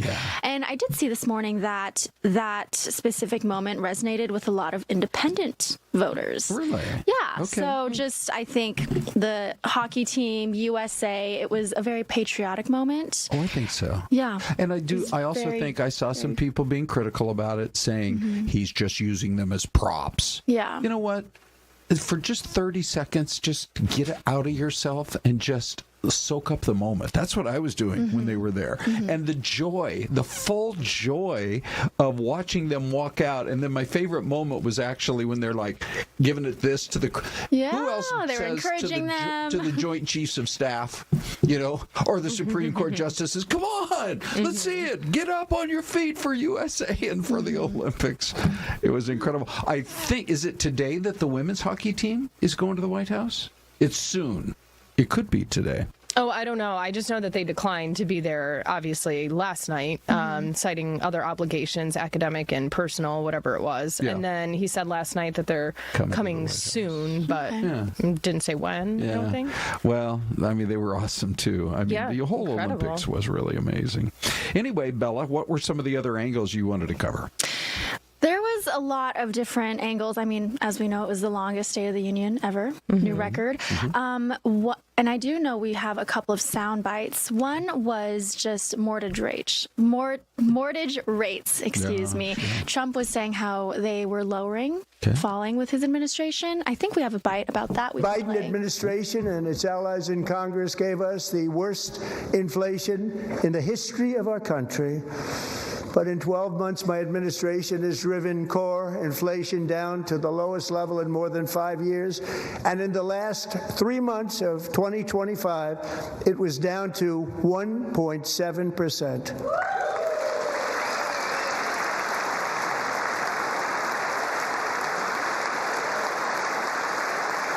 Gasoline, which reached a peak of over $6 a gallon in some states under my predecessor, it was quite honestly a disaster, is now below $2.30 a gallon in most states, and in some places $1.99 a gallon. And when I visited the great state of Iowa just a few weeks ago, I even saw $1.85 a gallon for gasoline.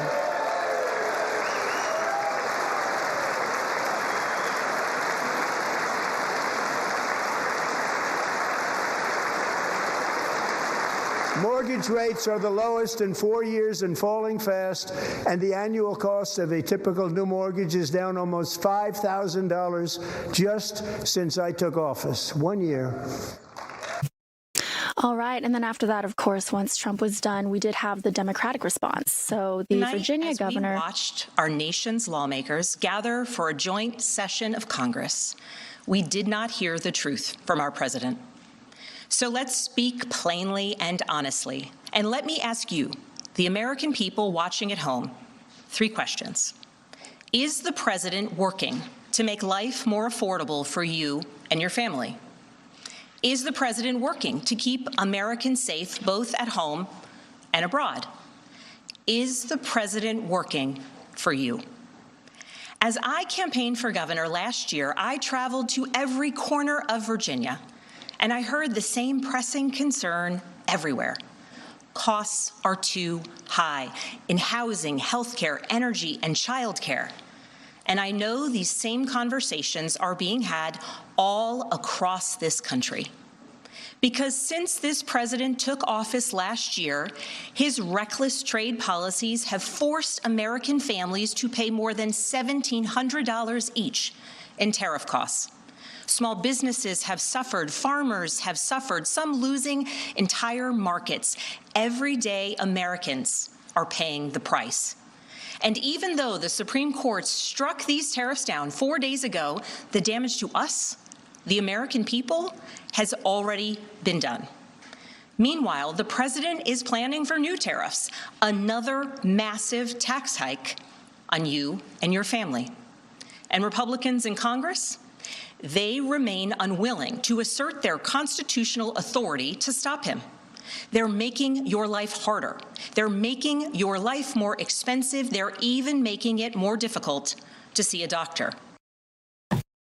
All right, that was the Democratic response by Virginia Governor Spanneberger, and she's definitely she's the one of the strongest up and comers in the party. I think Abigail Spanberger. I mean, she won a big race in Virginia. Yeah. She just questioned Trump and the accomplishments he spoke about yesterday. And for the viewers who didn't see it, you can find all of that on our YouTube, our website. yeah, there was a lot of points that were discussed yesterday. Yeah. And he's hoping, obviously, to, drum up some more support, obviously, for the Republican Party as we head into the midterms. I mean, it's a big year. We saw what happened, like we just mentioned in November with the election there, and, the Carolinas and the Virginias. But, probably played a big role in them selecting her. Yeah, right? Right. That probably had something to do with that. That's a really good point. By the way, here is our poll question for you, Bella. Thanks so much. What's your take on the president's State of the Union speech? 67% saying loved it. Good reminder of his accomplishments. Very patriotic. 32% saying hated it. What about Epstein files? What about the killings in Minnesota? QR code if you want to have your voice heard there. And then, Des, how are we looking on YouTube? 44% feeling that they loved it, 51% hated it, and 5% saying, there were some good parts, the USA Hockey, the Medals of Honor, but that he is too divisive. Okay, so YouTube is another, that's a pretty good response already. Yeah, almost 2,000 votes. 2,000 votes, yeah. Okay, so we always smile when Zach Pope pops in. Yes. For our, I guess these are like monthly visits from you now, Zachary. Basically, yeah. It's always fun to come on and talk movies, so thank you guys as always for having me. Okay, so these are the new movies in March. Yes, these are like the must-see movies in March, which, fun fact, I actually saw one this week, so it's going to be fun to talk about that. Really? Which is the first Which one was that? Hoppers. Okay, well, let's go right to it. I can't wait to take the kids. I am such a big fan of... hold on. Here we go. Okay, here's Hoppers. There we go. Here's Hoppers. All right, what's happening? Okay, Is it? Oh, wait. Yeah, this is Hoppers now, yeah. Okay, there you go. Hoppers is a brand new Pixar movie, and it is one of their best in maybe a decade. I'm not even joking. Yes, Really? I wasn't that excited for it until I started seeing a little bit more of the marketing. It's kind of like Avatar, like how they transition the body into like the alien body, but instead it's a girl who gets transitioned into the body of a beaver. A beaver, I know. And it's so cute. It's cute, it's kooky, but I was laughing so much throughout this. Really? And I cried. I got so emotional over this little beaver, and I could not believe it. I went home. So I'm going to be in the theater with my kids. Bring your Kleenex, Des. Yeah, they prove again that they'll make you cry and get emotional about anything. Wow. And Hoppers is that. I love this movie. I love it. It comes out the first week of March, so I highly recommend it for families, for adults, like anyone who just wants to feel that Pixar classic feel. Yeah. And it's also their funniest movie probably since Bug's Life, if I'm being honest. Like, the humor in there like harkens back to some stuff that adults will get, kids won't get yet. Yeah. And then there are kid jokes in there, and the animation's really unique to what Pixar's done before. They nailed it on this one. I love that. Really impressed with do you have kids, Zach? I have one. He's 16 months next week. Okay. So he's a little too, definitely a little too little to understand. Yeah, he might enjoy like the animation. He's starting to finally start to watch some movies because, like, we've talked before, Toy Story is my favorite, so I started to show him some of those. He watches about 45 minutes of those, and then he's like, I'm over it. I can't wait for that one to come out. So Hoppers is definitely one of those. We're going to take a quick break. Be back with Zach. There's a lot more to come. Mystery Cam, everybody. Woo!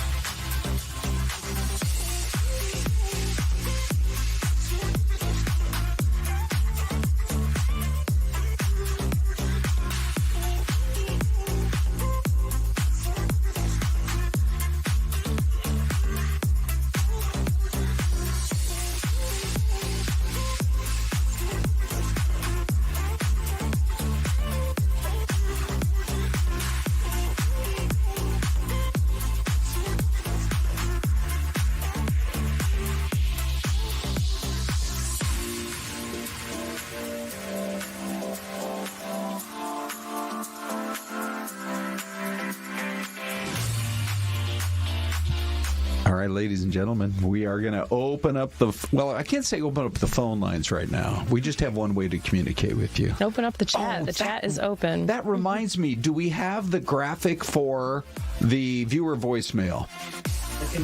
Okay.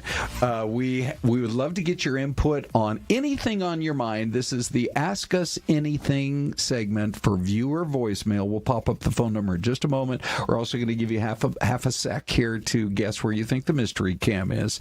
But bottom line, what did you think of the speech last night? What do you think of the current state of politics? This is your chance to really sound off, and we'll probably pick one of those comments and use it tomorrow morning on the show for viewer voicemail. But Des, we are getting some guesses. Yeah, West Virginia, New England, from Louis, Pennsylvania, Linda, B. Miguel thinks it could be Vermont. That was your guess, right, Ron? No, I was West Virginia. Oh, West Virginia. I was even thinking Harper's Ferry, because there is a bend in the river.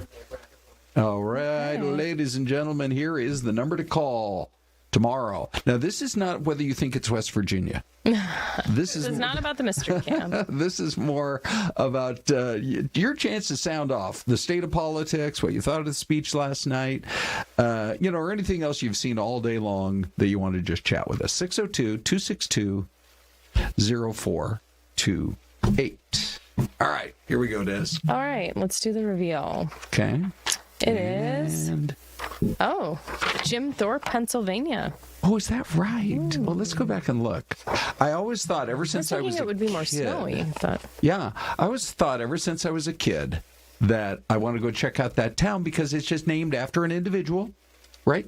I mean, we have like a Lafayette, Louisiana, which is named after the Marquis de Lafayette, who was George Washington's almost like his adopted son in the Revolutionary War.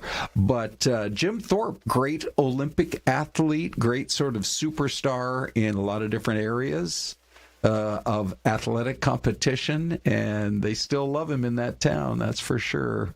Lived a long time ago and lived a great life. All right, very cool. Yeah, for sure. All right, so we got through Hoppers, Zach. And I asked if you had kids because it's hard, I feel like, for people without kids to appreciate a kids movie. But, okay, so that's good to know that one's good. Yeah, I definitely still have a child at heart mentality for some of those movies. But 100%, like, usually when I go to a kids film, I also have to see, like, okay, can adults also enjoy this, or is it just perfect. Kids? Okay, let's talk about movie number 2. Undertone. I heard this is the scariest movie probably going to be of this year. It premiered at a couple film festivals. It's a paranormal podcaster who gets creepy files that change her entire life. And what I've heard from friends who have already seen this movie is they've compared it to The Exorcist. But in terms of how The Exorcist really relies on imagery, this relies on sound. And that scares me to see this in theaters because I think sound design in theaters goes underappreciated sometimes, and if there's some loud noises, I'm probably going to scream and jump. I'm not really the best at horror films sometimes, but I always want to see them, even if I am going to be that person behind everyone else screaming. Why is that? Why do we like to be scared? Or why do we put ourselves through that? Because I'm kind of the same way. It's like the thrill of it all. I'm very interested in this one, though, and I think a lot of people are going to enjoy this. Okay, Project Hail Mary? This, the reactions came out last night. It is looking to be the first masterpiece of 2026. Every person I know that went to the premiere last night said it was incredible. Ryan Gosling, new sci-fi venture. It's based off a novel. I haven't read the novel, but everyone I've talked to said the novel's perfect. I got to see 10 minutes of this at San Diego Comic-Con last year, and it blew my mind what I saw. So this has been one of my most anticipated movies. Honestly, if I could only see one movie in March, it would be this. Why a masterpiece, though? Everyone's just saying the way that it kind of balances drama and humor, and specifically the performance from Ryan Gosling, because for the most part, from what I've heard, it's a one-man show. It's him and this other creature that's in the movie that some people want to hear a little bit more about. In a one-man show, I wouldn't necessarily have him come to mind. Right, and it's just him on this ship. There's some flashbacks that look to be done, but it's all about him trying to save the world. So I'm excited. And last but not least, we have The Bride.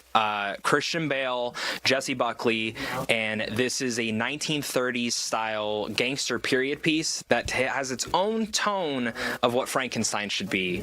but in the 1930s. It looks interesting. It looks weird. Like, the trailer really engaged me. It has an interesting director, but it really is Christian Bale and Jesse Buckley who are signing on for this, and that's the reason I'm excited, because they don't necessarily do bad movies, in my opinion. So there has to be something special to this one, Just in my when opinion. you've got the feeling that Hollywood was out of fresh ideas, right? You know, it's like this movie part 6, this movie part 3, that kind of a thing. This sounds, I mean, who even thought up something right? like this? And when you see the trailer, it literally like screams a new iteration of Frankenstein, which we've seen. We just saw a Frankenstein movie last year, and it was a little bit different. And now we have another version of it, and it looks vastly different. Like, I am very interested to see how this one turns out. Okay, interesting. And then we don't have video of this one because apparently it's like that pretty bloody. That bloody, you said. Yes, the trailer. It's called They Will Kill You. Yeah, it's a housekeeper gets a job in a really big New York City apartment building, and it turns out there's a cult in the building that she has to find out how to escape.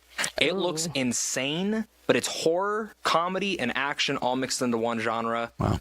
I love when they do that with the genre shifting. Is that already out? Coming out? All these come out in March. Hoppers and the Bride are the first week of March. Hail Mary is the middle of March, and then They Will Kill You is the final week of March. Oh, okay. Yeah. All right. All right, Zach. There you go. So you've got not a queasy stomach for that one. Yeah, no right? kidding. But something to add to the list. Love it. And how can people connect with you? You guys can find me on YouTube at Zach Pope Reviews. Just type that in. You'll find me right there. Or just type it into Google, and you'll find me right away. Perfect. Thank you, guys. Yeah. Thank you, Zach. All right, ladies and gentlemen. I can't wait to see Hoppers.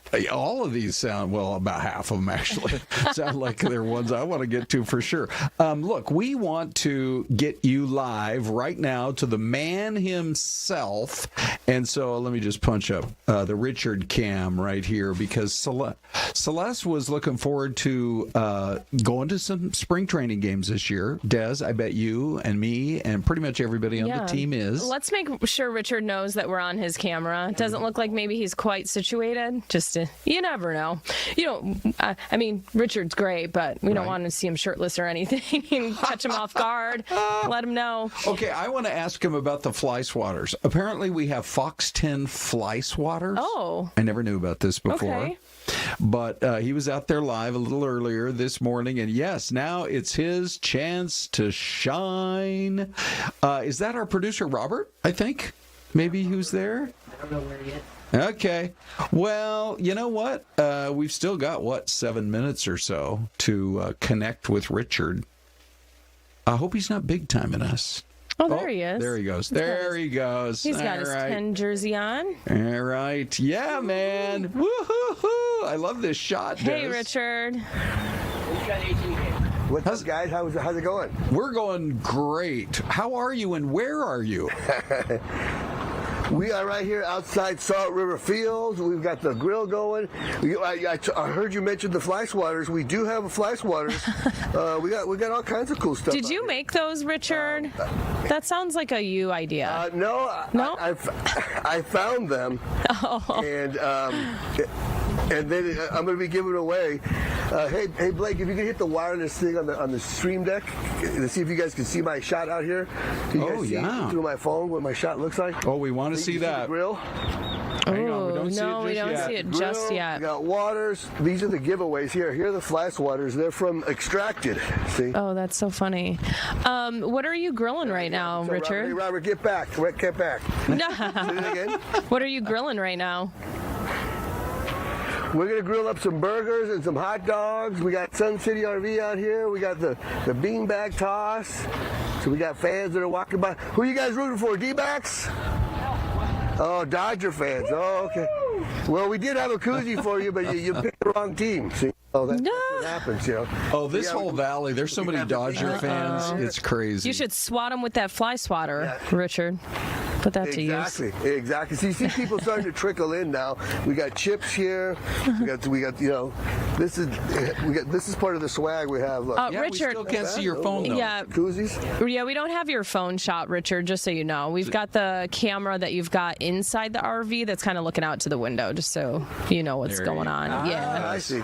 Yeah. Here we go. Here we go. There he is, everybody. Yeah. But Richard, I have FOMO because I've never gotten a Richard Saenz grilled burger or a hot dog or anything from the RV.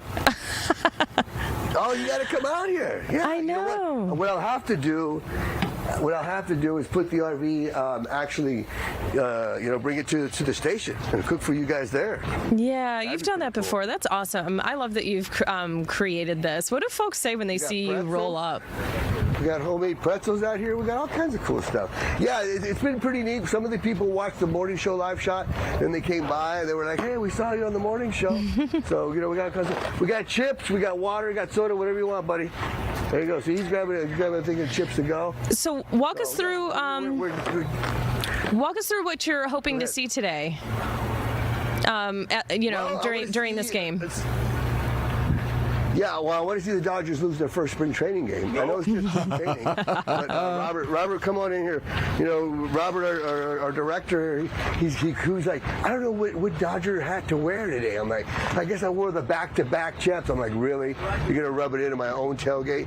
Thanks a lot. I still got the D-backs jersey and the Fox 10 on the back. I don't know if you can see that or not. Yeah, so, yeah, we can see it. Love that. All right, so let me put you on the spot. Yeah, please rank the top 3 Cactus League stadiums in this great big metro area of ours.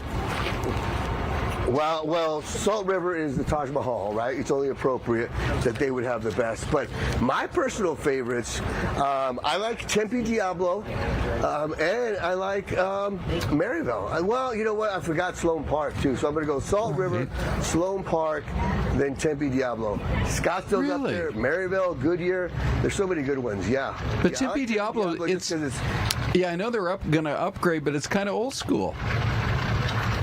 That's why I like it. I'm old school. You think these come for free? These gray hairs here? Yeah, we got fans trickling in. You guys want a water, some soda? Oh, even though you're Dodger fans, we don't want you. We got waters here, sodas here, chips, homemade pretzels. We got some fans walking. No by, cost. No cost involved. There you go. Just reach. No, Richard's a man of the people. Yeah, you want a fly swatter? You can take a fly swatter. They're gonna pass on the fly swatter. Oh, come on. Where else are you going to get a fly swatter? We're going to need to get them like a misting fan. Matches your outfit. That's what they really need here in the desert. But look at their attire, right? Like, we're in shorts and a t-shirt already. Like, it is hot spring training. That's for sure. Oh, man. It is. It's very warm out here. So that's why we got waters out here for people. Yeah. But still, we're blessed. I mean, I've got cousins from Chicago that planned their vacation to come here and watch baseball in our own backyard. And I'm thinking, okay, like, should I go to a game today or not? So thanks to Sun City RV hooking us up. We got a little cover here. We got this great RV. We got fans walking by. There's a lot of Dodger fans. Finally, a D-back fan. Come here, sir. Finally. I want to show your jersey real quick.